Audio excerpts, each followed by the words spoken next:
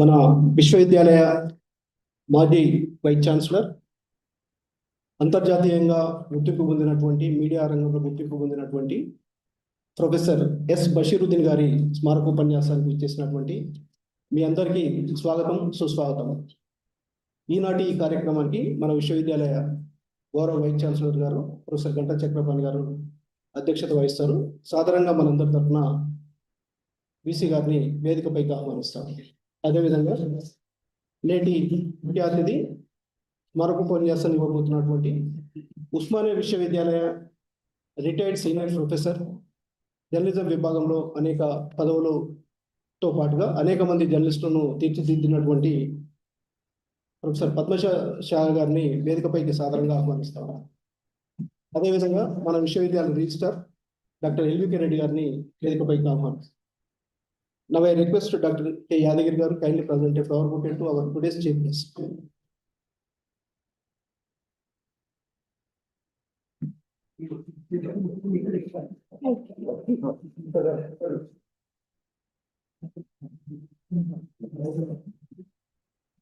Now I request all the dignitaries on the dais kindly proceed for the lighting of the lamp and offering floral tributes to Professor S. Bashiruddin Potri.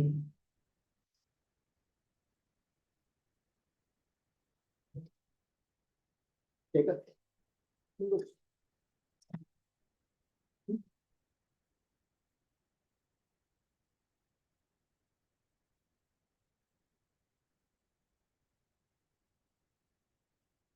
Put this up, put this up.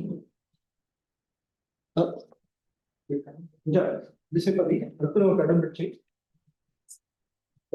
దూరం రాదు, fan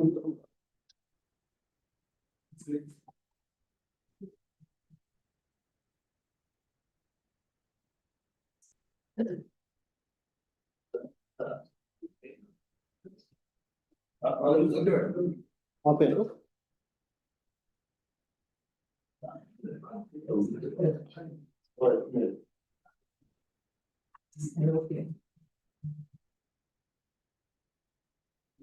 AC వెంట నుంచి వస్తుంది.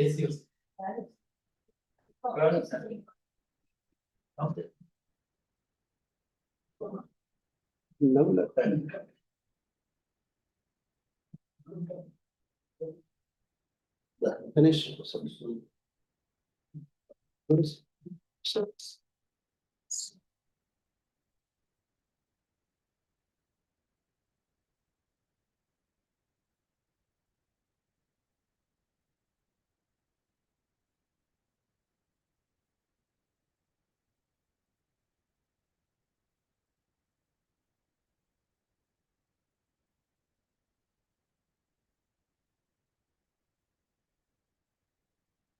Madam, ఒకసారి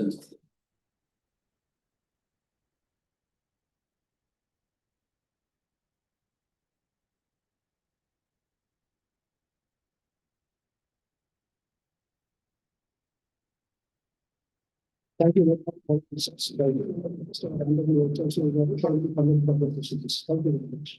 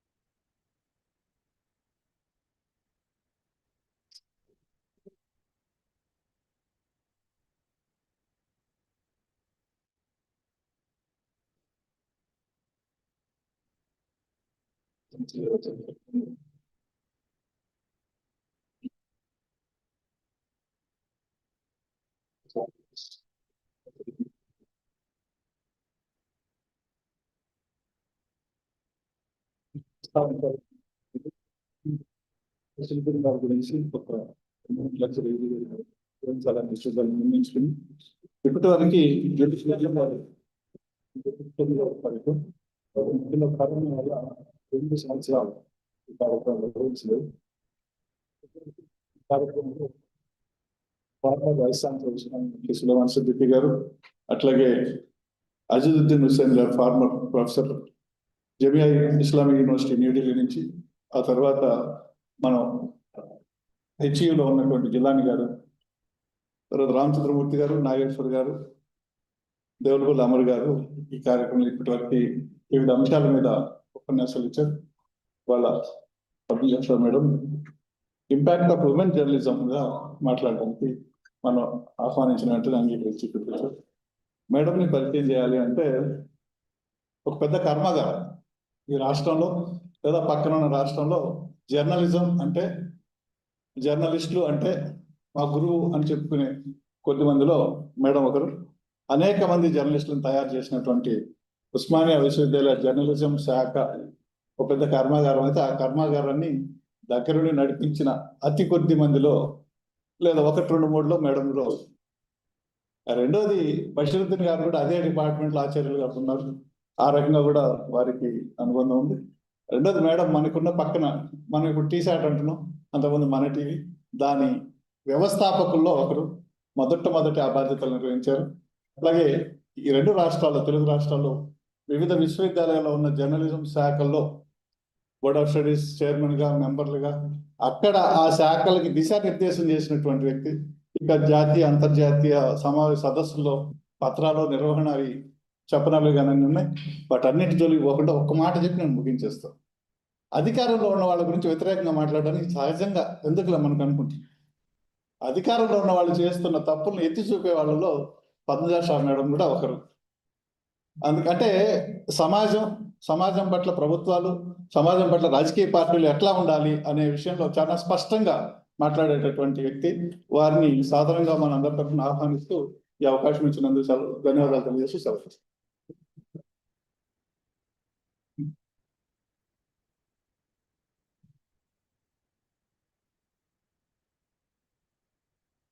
thank you doctor Vivek Reddy గారు, వేదిక మీద ఉన్నటువంటి పెద్దలు, ఉస్మానియా యూనివర్సిటీలో జర్నలిజం ప్రొఫెసర్గా పనిచేసి అనేక మంది జర్నలిస్టులను తయారు చేసినటువంటి పద్మజ గారు, ఈ సభలో ఉన్నటువంటి మిత్రులు అందరికీ నమస్కారం. ఇవాళ ప్రొఫెసర్ బషీరుద్దీన్ మెమోరియల్ లెక్చర్ని గత 7-8 సంవత్సరాలుగా మనం రెగ్యులర్గా ఈ లెక్చర్ నిర్వహిస్తూ వస్తున్నాం. 2018 నుంచి మధ్యలో ఒక కోవిడ్ టైంలో 1-2 మిస్ అయినట్టునే అనేక మంది ప్రముఖులు ఇదే వేదిక మీద నుంచి ప్రొఫెసర్ బషీరుద్దీన్ గారి కృషిని, వారి వ్యక్తిత్వాన్ని ఆవిష్కరించడం జరిగింది. ప్రొఫెసర్ బషీరుద్దీన్ గారికి ఆసక్తి ఉన్నటువంటి అంశాల మీద, ఆయన ప్రభావితమైనటువంటి అంశాల మీద కూడా ప్రసంగించడం జరిగింది.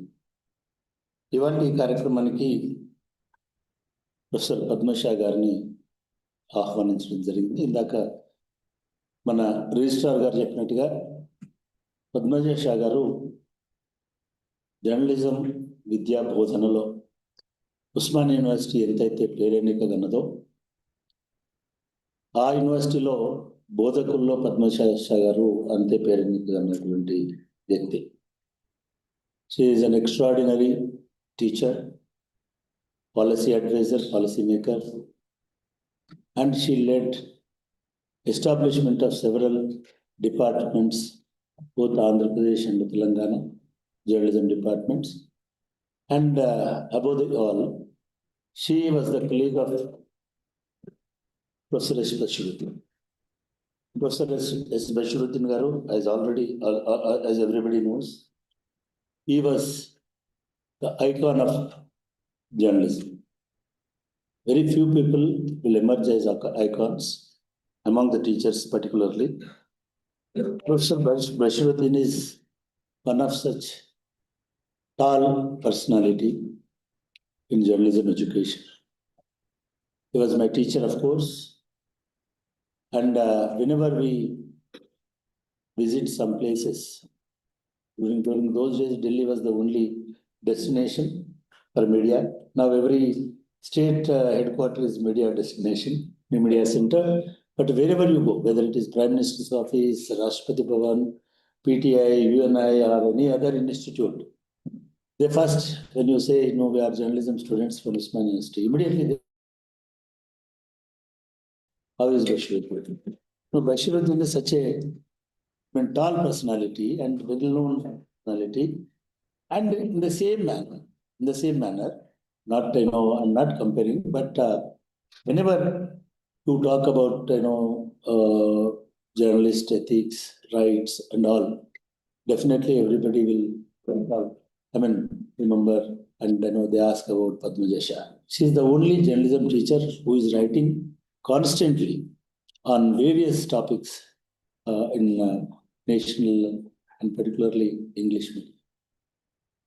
Why Dr. B.R. Ambedkar Open University instituted this lecture series? Every year on his birthday, it is on 6th of February, we organize Professor S. Bashiruddin Memorial Lecture. It is because his contribution not only to journalism, definitely not because of only journalism, his contribution for the development of this system, this university. He was Vice Chancellor here from 1992 to 1995. During that 3 years period, this university has shaped, turned into a new shape, new kind of existence. Earlier it was like a, just a university of just extending degrees and all that. But he institutionalized everything here and he established a system here. And moreover, the recruitments are very transparent manner. And he introduced a lot of new courses. If I am right, Rashekar Reddy Garu, he can correct me. He was the person who introduced post-graduation programs at Dr. B.R. Ambedkar University. By the time I was in Kakati University, I am one of the fortunate, students who joined, who selected here again in teaching. I was working with Professor Jaishankar Garu at Kakati University. But when I came, he time lo cheppukochu. In interview board itself, he said, I want this boy. General గా interview బోర్డులో అట్లా చెప్పరు, ఎందుకంటే ఏదో secrecy maintain చేస్తారు. But ఈ just instructor I want this person and because he can write in Telugu. Ambedkar open university is 90% Telugu medium and writing is primary job. So that's why I'm interested on this person. So that is the interest. Not just he explored this campus actually. And using explore them rapidly fast. Which we were absolutely started. But he wrote the farm number 45, 46 of the time. 46 not missing possibility. Also,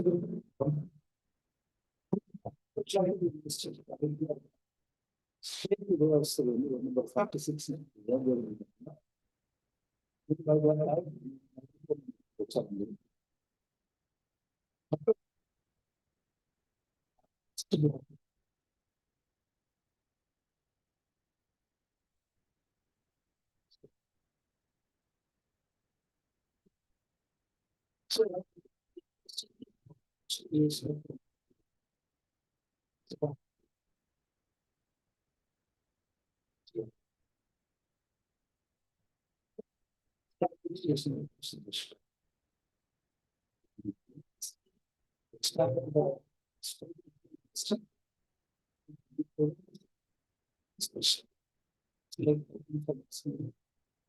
Still depend on position already or for working in mass media.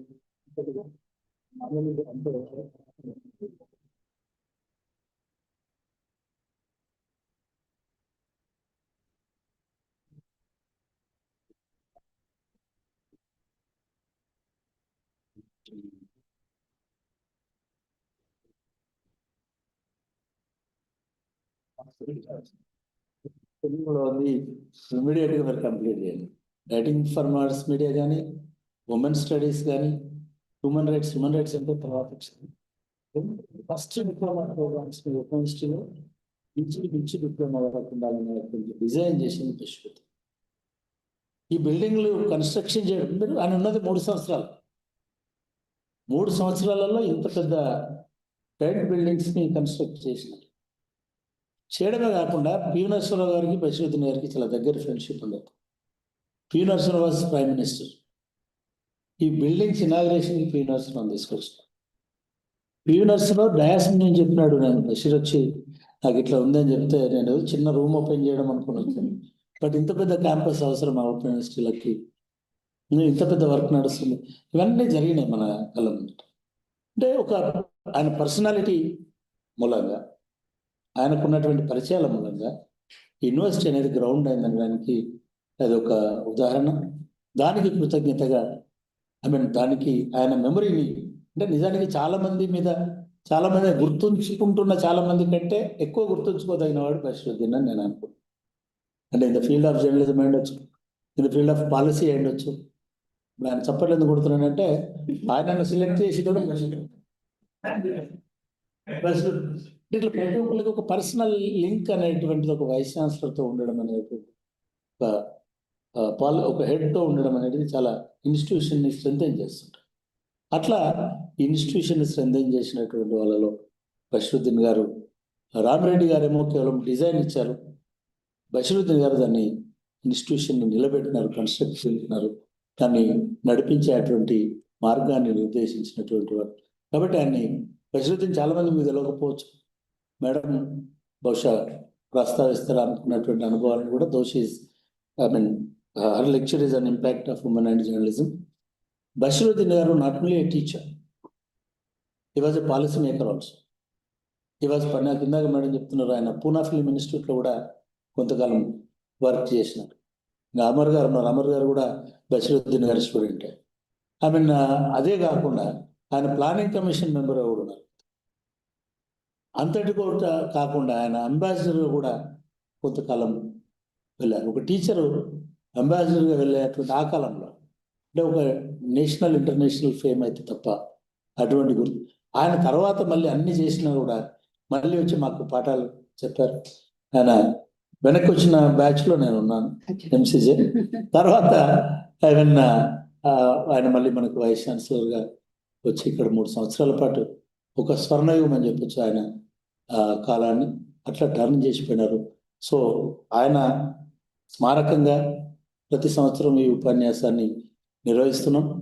ఇంకా విస్తృతమైనటువంటి కార్యక్రమాలను కూడా ఆయన జ్ఞాపకార్థం చేపట్టాల్సినటువంటి అవసరం ఉంది. నా గొంతు కొంచెం బాగాలేదు, కానీ ఇప్పటికే ఎక్కువసేపు మాట్లాడినట్టున్నాను. Now I request Padmaja Shah garu to deliver her lecture.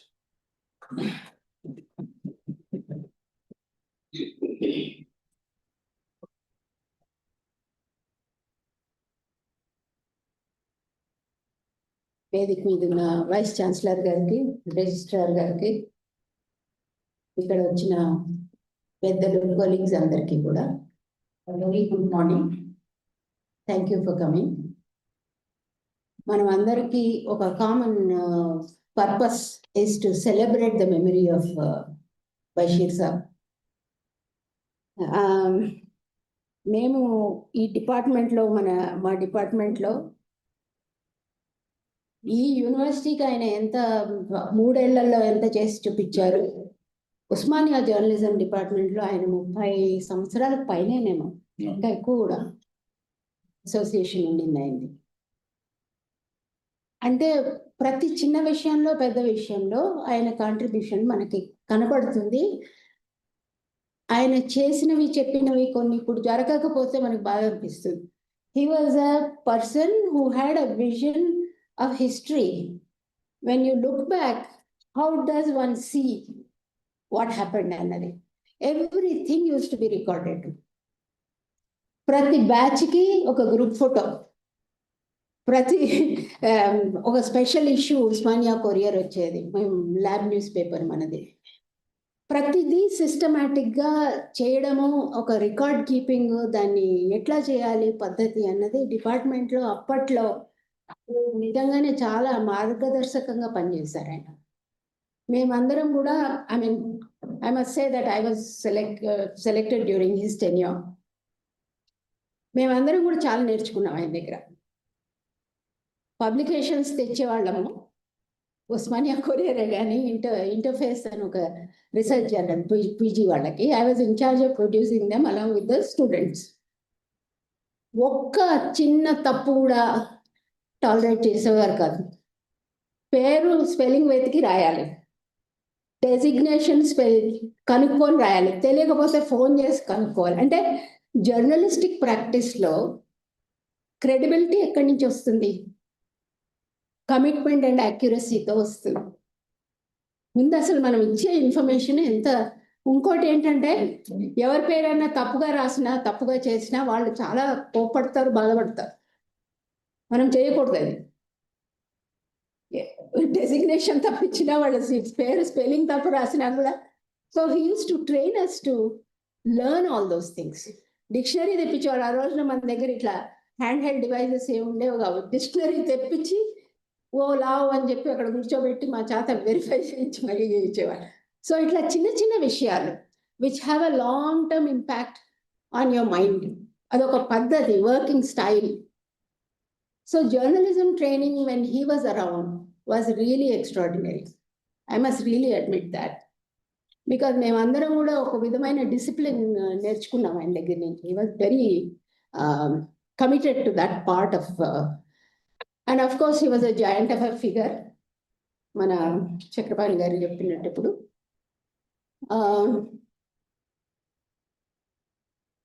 నేను ఇవాళ I'm not sure if Bashiruddin would have been very keen on this subject. Impact of women on journalism. ఆయన కాలం వేరు, historically his time was different. So నేను దానికి జోలికి వెళ్ళను. బేసిక్గా I wanted to speak about this because to put on record some things that happen. దీంట్లో కూడా my approach of what I say in this. Some of the women colleagues and some people who know journalism very well may find that I am not mentioning some important people. నా ఉద్దేశం ఈ లెక్చర్లో ఏంటంటే, మేము ముఖ్యంగా women when we speak about issues, ఇది కావట్లేదు, అది కావట్లేదు, ఇది ఉంది, అది ఉంది, ప్రాబ్లమ్స్ ఏంటి అని చెప్తాం సాధారణంగా. ఇప్పుడు జరుగుతున్న దాన్ని సెలబ్రేట్ చేసే అలవాటు లేదు మనకి. Actually we don't celebrate what is happening in front of us. So నేను అనుకున్నాను, next time I will celebrate, I will speak of people for doing it, I will speak of women what is going on in times of difficulty. They are not easy times. And so how can be important element.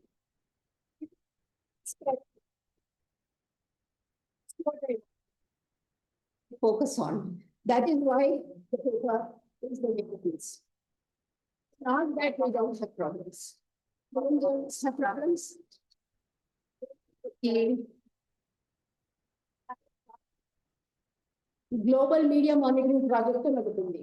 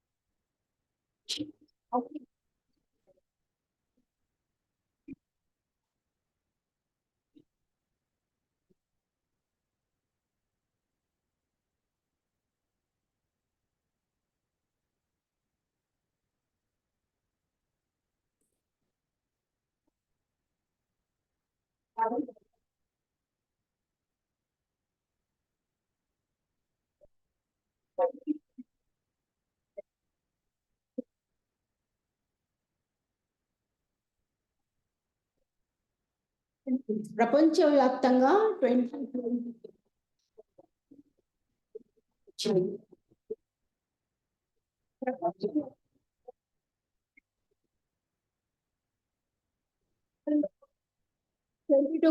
Participation of women, global participation ఉండింది. ఇండియాలో 21 ఉన్నది 14%కి drop అయింది. అంటే పెద్ద ఎత్తున మహిళలు jobs పోగొట్టుకున్నారు. మీడియాలు బంద్ అయిపోయినాయి, న్యూస్ పేపర్లు రాలేదు కదా కొన్ని రోజులు, జాబ్స్ తీసేశారు, చాలా మంది విమెన్ లాస్ట్ జాబ్స్. మేము ఈసారి చేసినప్పుడు we were very hopeful because last time అంటే క్రైసిస్ కాబట్టి, ఈసారి చేసినప్పుడు we were very hopeful. But you know what I found? Globally 22% ఉంది, మళ్ళీ ఇండియాలో 17% ఉంది. We have not recovered the lost space. Women participation, women's percentage, we have not recovered the lost space. And that is not a very encouraging thing. Mainstream media lo gani, itaratra gani, it's not a very encouraging thing. So it's a bit of a shortcoming. I don't know what or how that recovery will take place. అవన్నీ పక్క పెడతాను. నేను disappointments గురించి అనుకున్నాను, అయినా కానీ కొంచెం ముందు ఇంట్రడక్షన్గా చెప్పాను. Now I'll read the paper that I have sent in advance. Some of you may have got it. This is basically to celebrate what is happening. In spite of all these shortcomings, in spite of everything, there are women out there who are doing their job. This is what I wanted to share with all of you. Many of you may know all this, but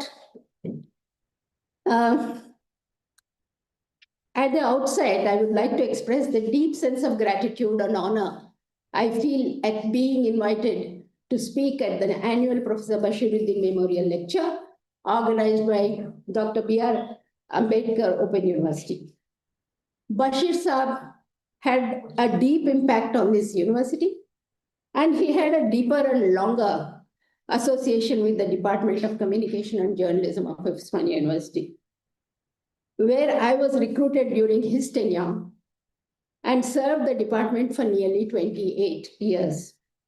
He shaped the future of the department in a substantive way, and in the process, shaped us as professionals in remarkable ways. I am indeed grateful to be here amongst you today to celebrate his memory. Journalism as a profession was never designed for women. It developed in societies where women were denied the vote, excluded from property ownership, restricted from higher education, and legally subordinated to fathers and husbands. In Britain, married women could not own property until the late 19th century. In the United States, women gained suffrage voting right only in 1920. In colonial India, women were largely excluded from formal education and civic participation. Yet, it was within these exclusions that women across the world entered journalism, not as a career path, but as a form of resistance. From the 19th century onward, women across the world entered journalism, not by invitation, but by insistence. They made their space. They did not do so merely to report news, but to expand the boundaries of who counted as a citizen, a witness, and a knower. Denied access to legislatures, courts, and universities, women turned to journalism as an alternative public sphere, a place where they could reason publicly, even when they were not legally recognized as citizens. Writing itself became an act of defiance. Globally and in India, women broke through legal, social, and intellectual barriers to reshape journalism.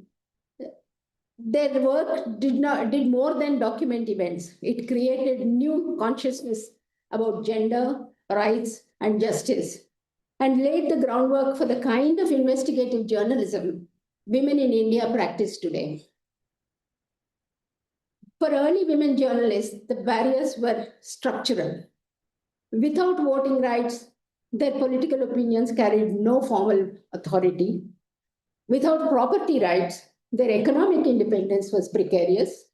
Without formal education, their intellectual credibility was routinely questioned. Journalism, therefore, demanded not only skill, but audacity. Across continents, women journalists used newspapers, pamphlets, and magazines to argue for rights they themselves did not yet possess. They wrote their way into citizenship. In the 1840s, Margaret Fuller became one of America's first professional women journalists, writing for the New York Tribune. At a time when women were barred from voting and largely excluded from higher education, Fuller reported on European politics, revolutions, art, and philosophy with authority.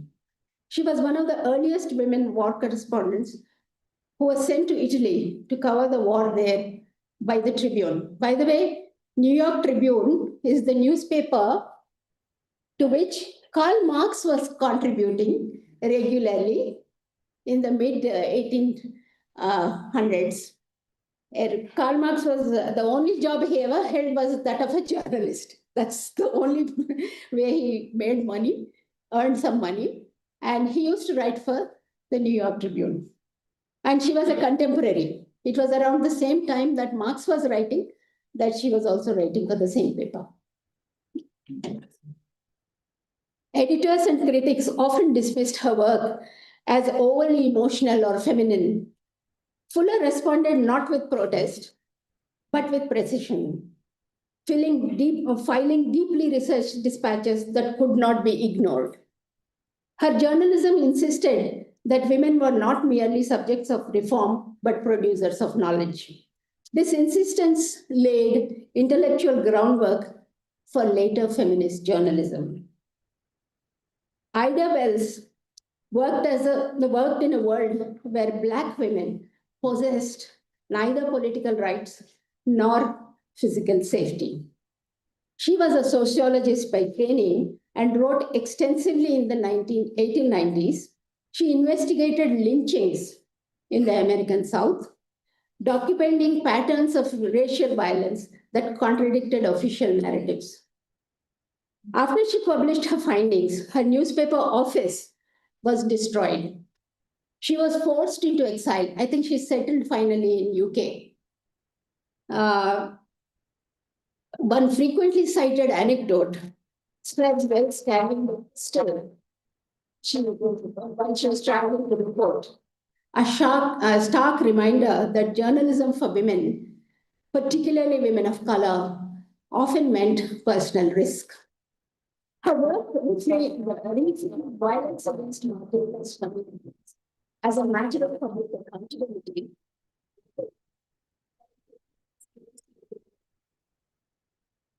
In an era when women had no role,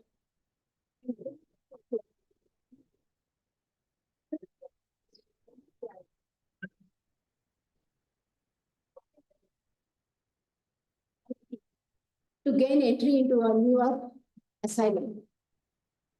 I explicitly revealed horrible allegations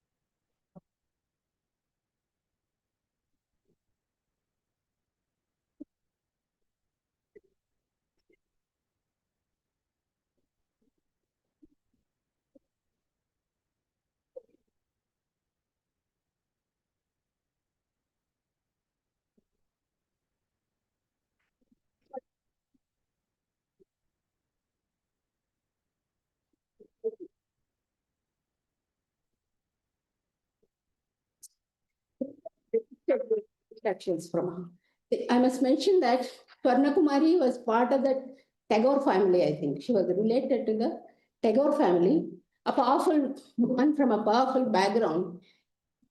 Her instructions would not be respected.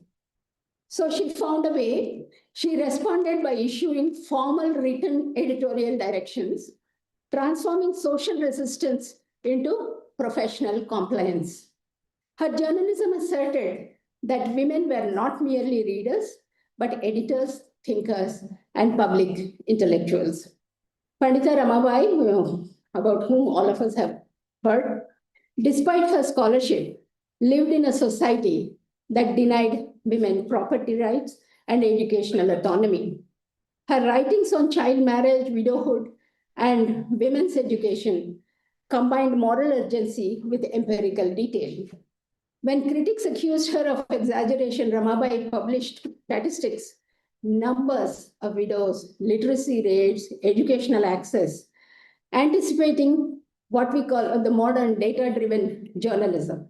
She reframed women's suffering as a structural injustice requiring reform, not sympathy.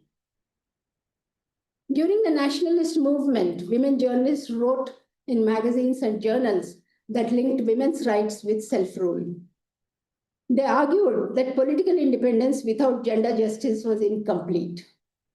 This echoed global suffrage movements where women journalists connected democracy to inclusion, insisting that citizenship could not be selective. Across regions, women journalists redefined what counted as news. They wrote about domestic labor as economic work, marriage laws as legal inequality, education as citizenship, and violence against women as a public crime rather than as a private matter. This reframing created a new gender consciousness. Journalism became not just descriptive, but transformative. With independence, Indian women gained the right to vote in 1950, constitutional equality, and access to education. Yet, newsroom power structures remained male-dominated. However, several remarkable women, beginning with the pioneering pre-independence era photojournalist Homai Vyarawala, Usha Rai, Prabha Dutt, Pamela Philippos, Lakshmi Murthy, Jyoti Punwani broke through these barriers. In fact, Pamela, Lakshmi Murthy and Jyoti are still active. They do remarkable journalism even now. Over the years, in print and electronic media, women journalists were often relegated to women's special pages. This is something that was innovated with the expansion of print media, that the women's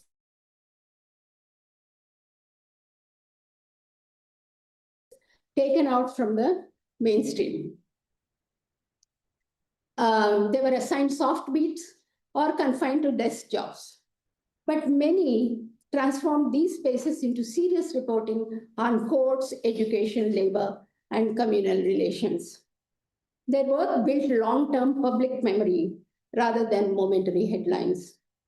The turn of the century witnessed the entry of several remarkable women journalists who brought courage, commitment, and focus to the practice of journalism. I would like to mention a couple of award-winning journalists in this context. One of them is Malini Subramaniam.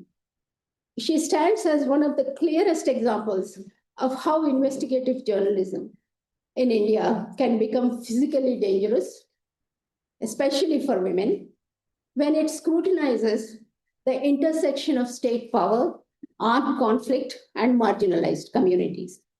Her reporting from Bastar, Chhattisgarh, on counterinsurgency operations, human rights violations, and the impact of militarization of Adivasi populations represents a continuation of the oldest feminist journalistic tradition, bearing witness where denial is the state policy.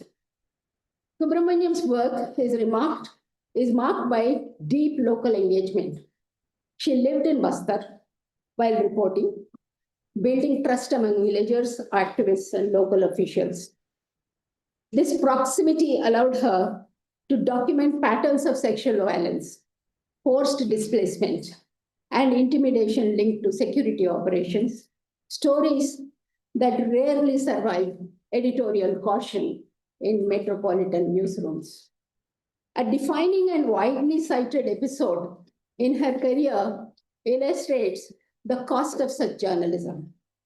In 2016, following sustained reporting on abuses of security forces, Subramaniam faced an orchestrated campaign of harassment. Stones were thrown at her home, false accusations were circulated, and local authorities failed to provide protection. He was living in a rented house there in Jagdalpur. In the middle of with her daughter, a young daughter who went to school there. In the middle of the night, stones would be pelted at her house. Her car glasses would be broken, just terrorizing. And her maid, person who used to work in her house, would be taken to the police station every morning. Nothing was done. Just take her to the police station and keep her there till the evening at 8. She would be let go. When she saw what was happening to people around her, Malini said, I'm not going to stay here. And she came to Hyderabad and stayed for some time. Now she's built a house in Jagdalpur. She's no longer in a rented place. She's built a house in Jagdalpur. She's back where she was. She's still reporting. And that's an interesting thing. Ultimately, she was forced to leave Bastar, not because of her reporting, not because her reporting was disproven, but because it was effective. This episode is crucial not merely as a personal anecdote, but as a structural warning. Subramaniam's forced exit revealed how informal intimidation operates along formal law, particularly against women journalists who challenge nationalist or security narratives. Her experience echoes that of early women journalists like Ida Wells, whose work was met not with rebuttal, but with retaliation. Importantly, Subramaniam's journalism did not frame conflict zones as exceptional places outside democracy. Instead, she showed how constitutional rights, freedom of movement, expression, bodily safety are selectively suspended for certain categories of population. In doing so, she brought constitutional questions into journalism, making her work relevant not only to readers, but to courts, civil liberties groups, and international press freedom bodies. From a gendered perspective, Subramaniam's career underscores a persistent truth. When women journalists report on violence, results often become violence. Her work also affirms the counter-truth established by generations of women journalists, that exclusion sharpens scrutiny than silencing it. Media landscape. Malini Subramaniam's reporting represents journalism at its most elemental, grounded observation, corroborated testimony, set official narratives of truth.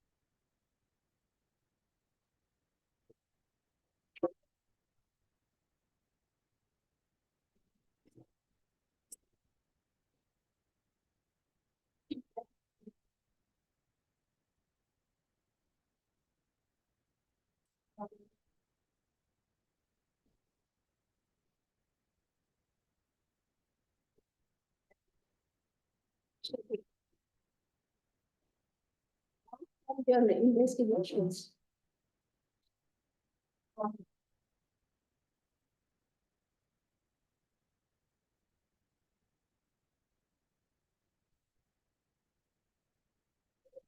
reported on internal displacement, custodial violence, counterinsurgency operations, and the impact of state policy on marginalized communities.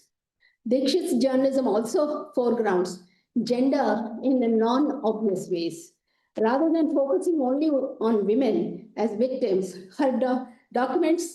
she documents how conflict, surveillance, and displacement reshape entire social ecosystems, while paying close attention to how women navigate, resist, and survive in these disruptions. This approach extends the feminist journalistic tradition of making structural power visible without reducing women to symbols.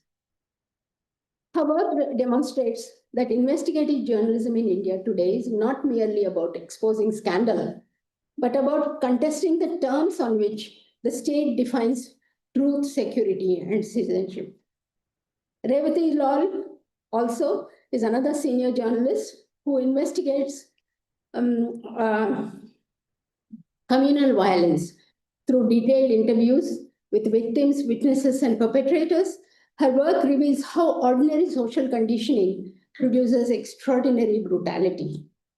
By focusing on processes rather than spectacle, she extends a tradition begun by early women journalists who prioritized explanation over sensation.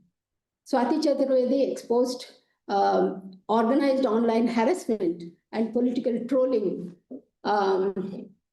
documenting how digital platforms are used to silence women journalists and dissenters. Her work parallels earlier feminist journalism that exposed informal mechanisms of power, now operating through algorithms and anonymity. Her work played a significant role in educating social media audiences about the process of content creation and the evolving modes of information orchestration in India. Ritu Sarin, also an award-winning journalist, is a member of the International Consortium of Investigative Journalists. She is a senior journalist still doing remarkable work while working with a legacy media house like Indian Express. She reports on terrorism and internal security, demonstrating that investigative journalism can scrutinize the state without compromising responsibility. Her work relies on documents, court records, and sustained inquiry. She has worked on several ICIJ, International Consortium of Investigative Journalism projects, including offshore leaks, Swiss leaks, the Pulitzer Prize winning Panama Papers, Paradise Papers, implant files, and FinCEN files. Women journalists in India today face legal intimidation, professional isolation, and relentless online harassment. These pressures may be digital and bureaucratic, but they are not new. Some of the women journalists mentioned here, like Dikshit, began working with legacy media, but when the managements fell short and could not support them, help to defend their work, they have moved on to become independent journalists. Earlier, women journalists lost presses, livelihoods, and even freedom. The response then and now is the same: persistence. What connects Indian women journalists across generations and links them to their global counterparts is not gender alone, but a shared professional ethic. Truth over access, evidence over opinion, public interest over personal safety. India's democracy depends not only on elections, but on scrutiny of courts, police, digital platforms, development projects, and communal narratives. Women journalists have been central to building this scrutiny. They have shown that journalism does not need to shout to be powerful. It needs to stay. Stay in courtrooms, villages, archives, inboxes, and in uncomfortable conversations. From Swarna Kumari Devi's editorial desk to contemporary investigative reporting, Indian women journalists have continuously expanded who journalism is for, and what it demands of power. This is an Indian story rooted in local realities of caste, religion, law, and democracy. But it belongs to a global lineage of women who reshaped journalism by refusing to look away. Across time and place, women journalists have taught the profession one enduring lesson. Democracy is sustained not by loud truths, but by stubborn ones. Women journalists did not wait for women's voting rights, property rights, or full educational access before acting as citizens. They practiced freedom daily through writing, investigation, and refusal to remain silent. By reporting on women's lives and injustices, they reshaped public consciousness about gender. By insisting on evidence and accountability, they strengthened democracy itself.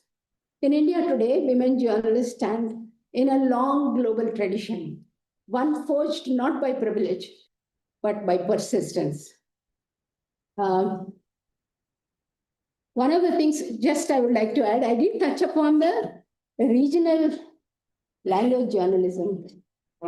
There are some remarkable women doing extraordinary work in different language spaces. In each state, we have wonderful women doing powerful work, and they are the ones who are keeping the flag high of both journalism and citizenship and democracy. I think they are playing an extraordinary role. In the little space that they have, they're making a major impact. And with that, I would like to conclude and thank you all for allowing me to come here and listening to me.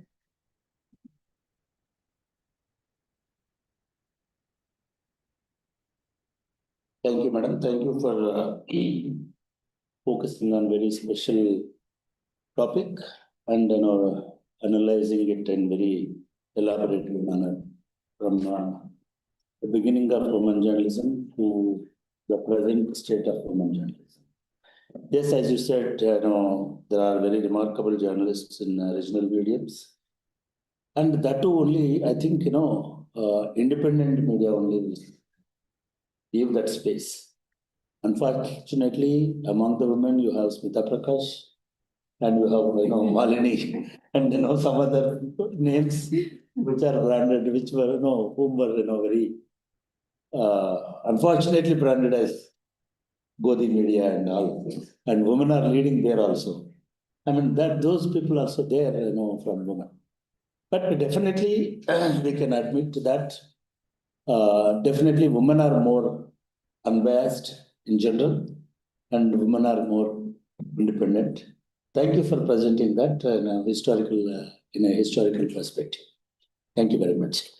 And we have here another distinguished person. Of course, he delivered last year's chair. Amar Garu, it is time to felicitate our colleague, friend, and senior faculty. Please come to us and join us and felicitate him. Yeah, before that, I request Amar to apply to person issued and he works also with the association of person issued.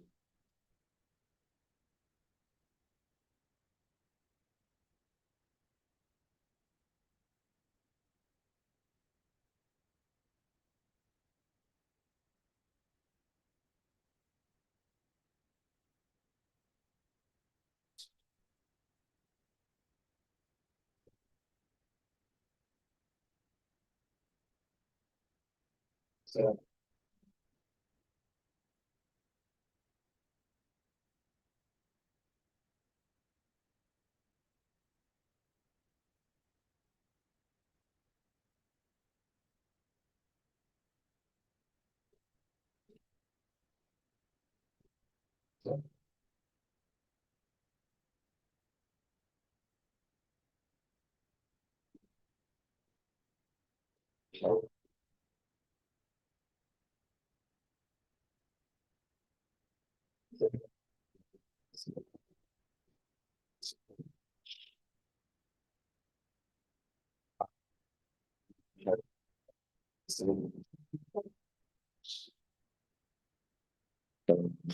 Subject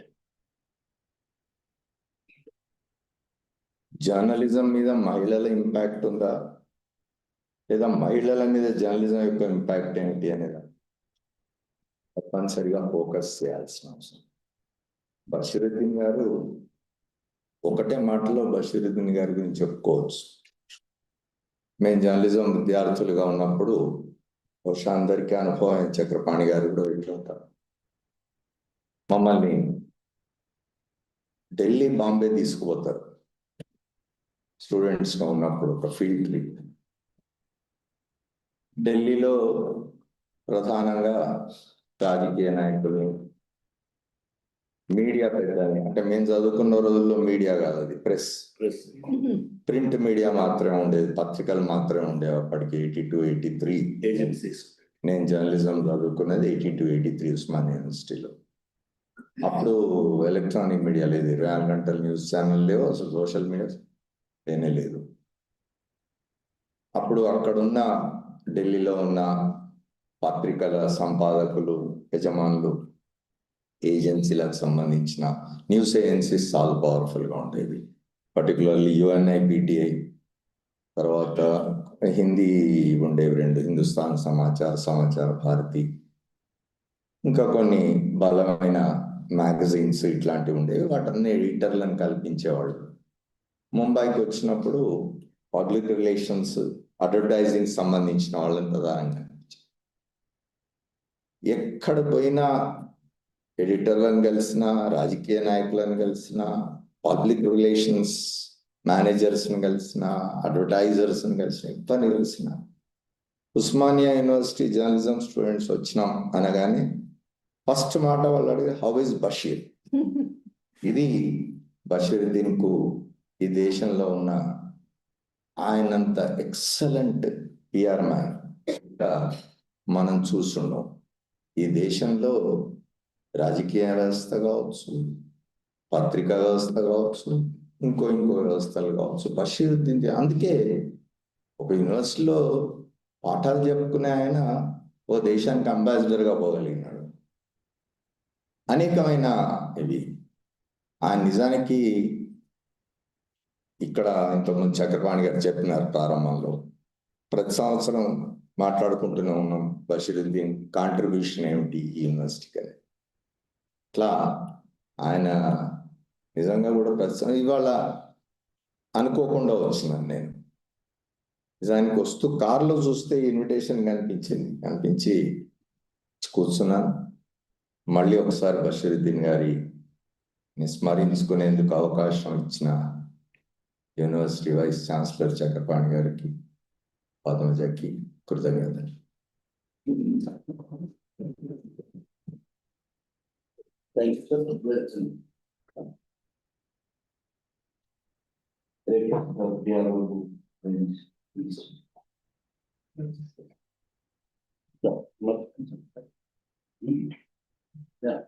Rajani madam, Pramila గారు రండి.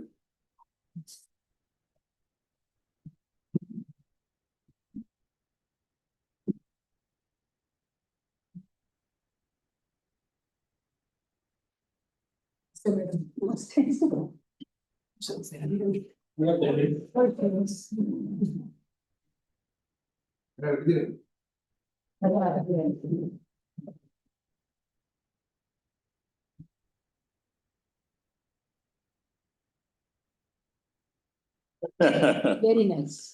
Good idea.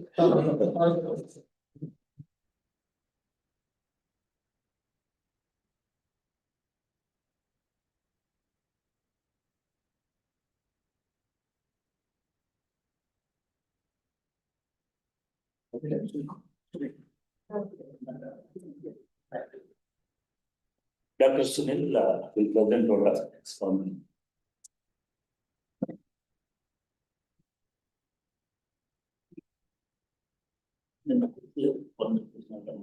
Dignitaries on the dais and the participants, very good afternoon. This is honorable to me to present the vote of thanks on the Attention, Professor S. Brashuruddin sir's lecture. Very first, I would like to express my vote of my thanks to the today's chief guest, Professor Padmasha ma'am.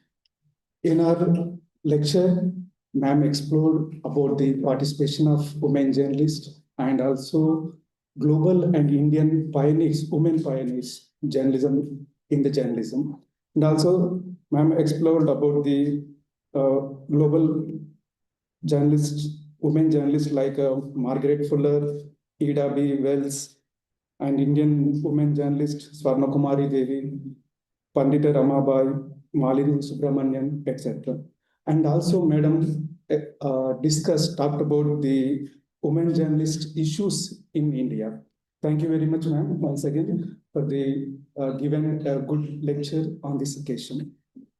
And I wish to thanks my sincere thanks to the Honorable Vice Chancellor, Professor Ganta Chakrapani sir, and also special thanks to the Director ma'am, Professor Ganta Pushpa Chakrapani ma'am, Academic Director. Special thanks to the Registrar, Dr. L. Vijay Krishna Reddy sir, and other important key roles played by the Finance Department, Finance Officer, Venugopal sir, Director, EMMRC, Professor Rabindranath Salman and the staff, Computer Center in charge, Professor in charge, Sri Vasantrao and team members, and also Public Relations Branch, PRO sir, Dr. P. Venugopal Reddy sir, and Service Association, Estates Manager, and participants. And very special thanks to the today's guest. Guest means like a special guest for today's program. Press Academy former chairman, Sri D. Devolapalli Amar sir, and participants who are participated through online and also offline. Very once again to all of you, special thanks for the participation and make the program very grand successful. Thank you very much.